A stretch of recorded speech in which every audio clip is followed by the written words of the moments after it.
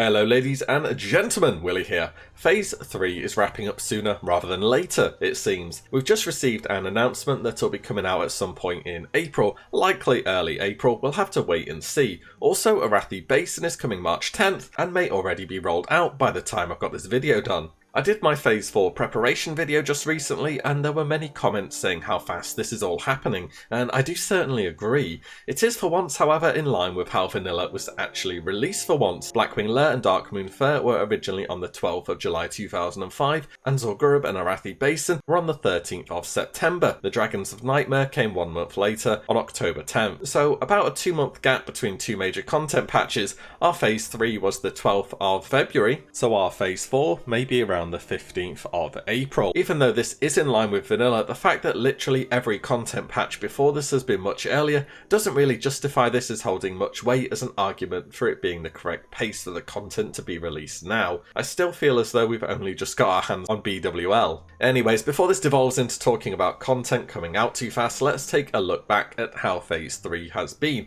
And just so you know, I'm going to include Warsong Gulch and Alltrack Valley in this, even though it was sort of Phase 2.5, because I didn't put them in my Phase 2 review, and you can bet I want to talk about the PvP meta. Let's start off with the tame stuff. Darkmoon Faire. I haven't actually seen Darkmoon Faire yet since the first rotation, at least for us in the EU, was in Mulgore.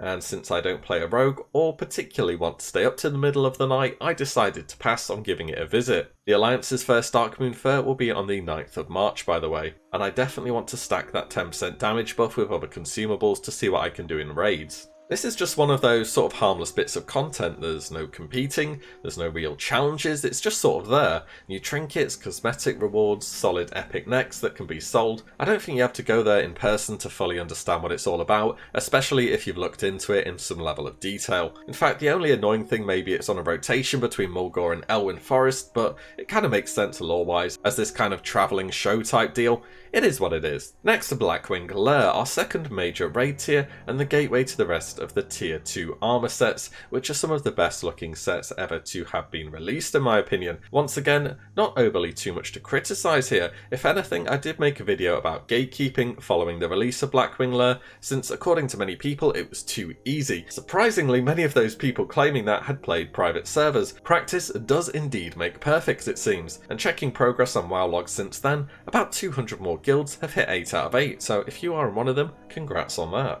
And we have the usual, of course. We know why the game is easier than it used to be. Itemization, talents, game knowledge. I bet I sound like a broken record saying this, but I just don't want to say something without substantiation. Aside from this, Blackwing Lair was pretty fun. I like it a lot. More linear than Molten Core, sure, and a bit more closed off in terms of fighting space, but there's certainly a bit more going on for much of the bosses. Many of the fights are threat battles, more so than Molten Core was. A bad over aggro on pretty much any dragon boss can instantly lead to a wipe. Doesn't matter how good your guild is. This also keeps the content more of a challenge as you gear up too, and reminds you just why tanks are so important in their role of keeping threat. There is a big pickup in difficulty from the last 2 bosses though for sure, with the combination of Chromagus and Nefarian probably having more mechanics than the rest of the bosses in the instance combined, which is kind of crazy if you think about it. Overall, Blackwing Lair, pretty cool. Looking forward to actually seeing a Neltharian's Teardrop and equipping it. You know I'm hurting for that plus hit chance as a Warlock. Looking at you mages with your free 6% hit. ZG is just around the corner,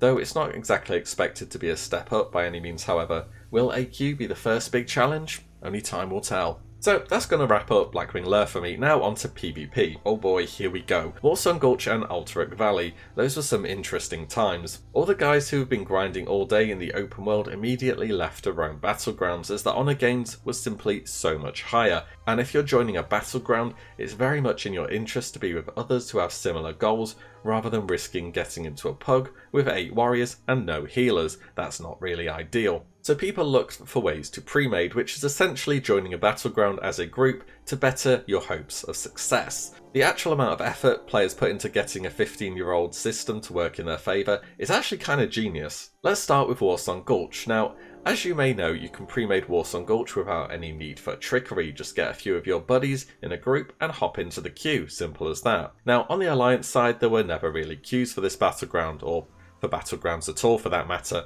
On Horde side there was, and still is. Warsong Gulch wasn't really used by rankers at the start, since so many Alltrack Valleys were starting and the honour potential of AV far surpassed that of Warsong Gulch.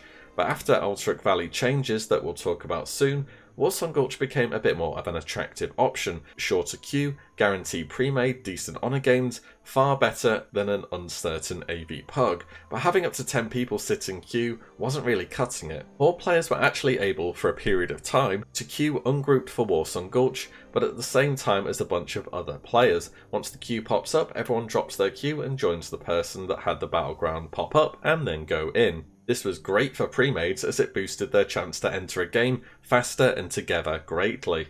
It wasn't so good for the Pug Horde player, however. The pre-mades were occupying so many battleground queue spaces for extended periods of times, whereas they may only have had a 1 in 10 chance of ever starting in one of those battlegrounds, leading to Blizzard taking the action of force dropping a queue when a new person joins a group.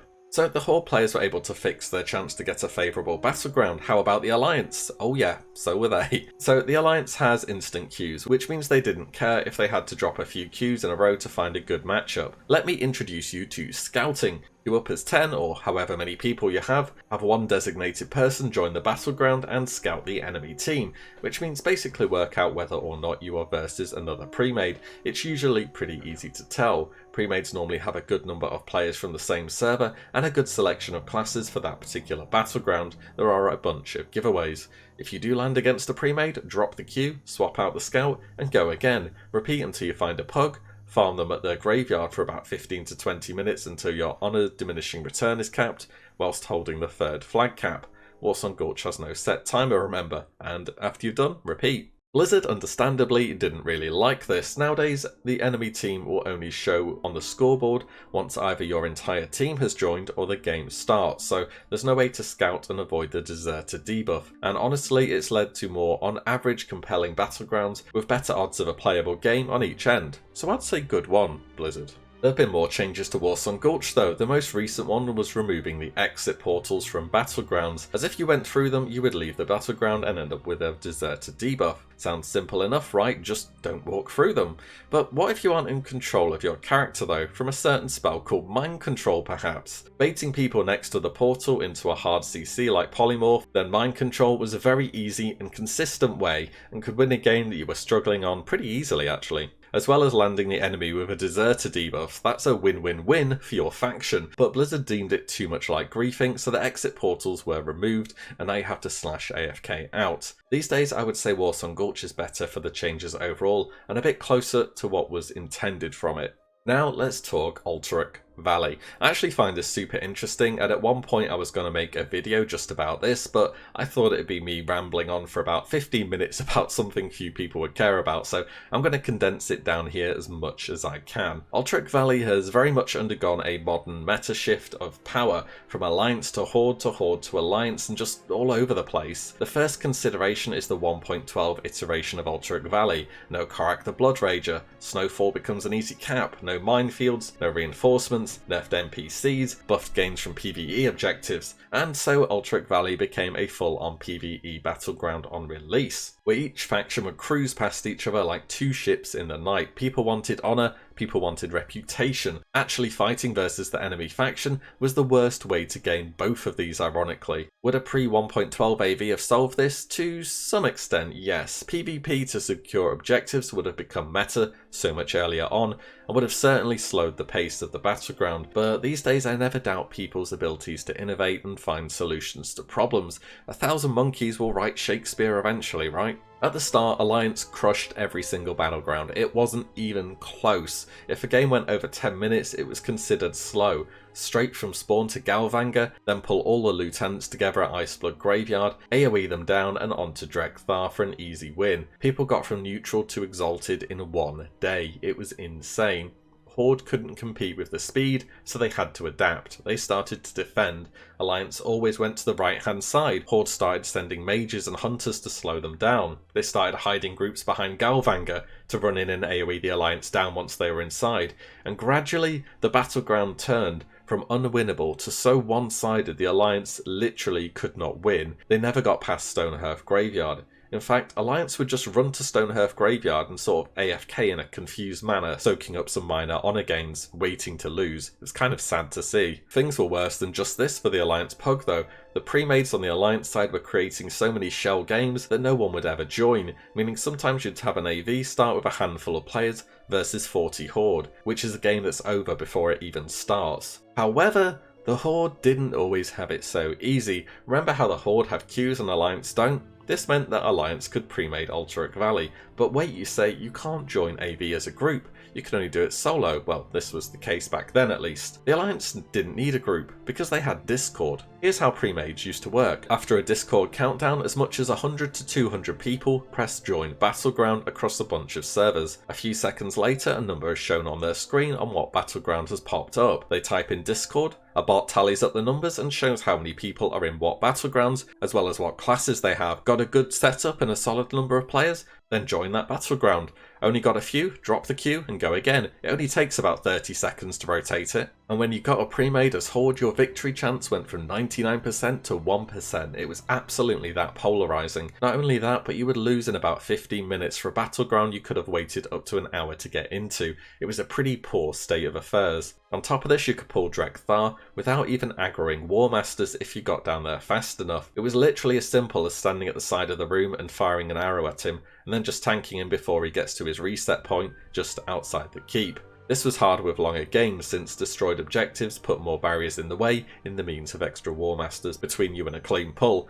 In fact, in TBC and patch 2.3 it was changed so that all War Masters, as well as the general, shared an aggro table. Regardless of this, eventually Blizzard decided to do something about pre-mades. What they targeted was the number that showed up on the join battleground screen, so that players would be blind as to what they had gotten into. Blizzard also stopped Alltrack Valley from being able to start with a few players, so it became generally more balanced overall. It also seems as though there is a random arbitrary wait time for the Alliance upon joining a queue, between a few minutes long, just to make it a bit harder to guess if you've achieved the same battleground as somebody else. These days, Alliance pre-mades have moved to Warsong Gulch, as have the Hordes, to max their honour gains. Many of the mega hardcore players have hit their rank goal. Those people I would see camping instance portals, waiting at choke points in the open world, or even an Ironforge are all gone, and I'm really glad we're past that point in the game. Alltrack Valley also seems a lot more balanced now, and I've recently been getting back into it on my Paladin for the healing offhand, and I've won a bunch of games recently. It's not quite 50-50,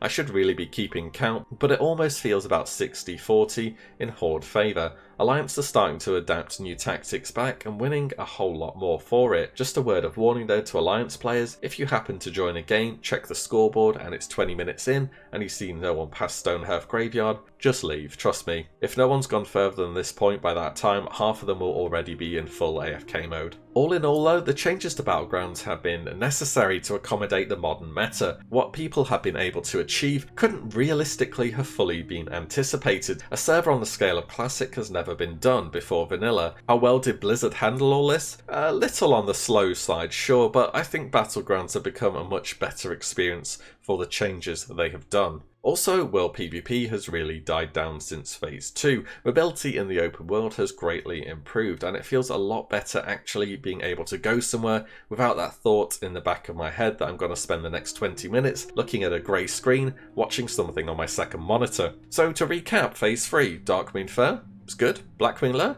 it's good. Battlegrounds, improved. World PvP, far better state than it's ever been in, and I've noticed a pickup in interest in the game ever since many ranking players have achieved their goals. I think this is about the best state Classic's been in since the dust has settled, honestly. So, Phase 3, was it any good though?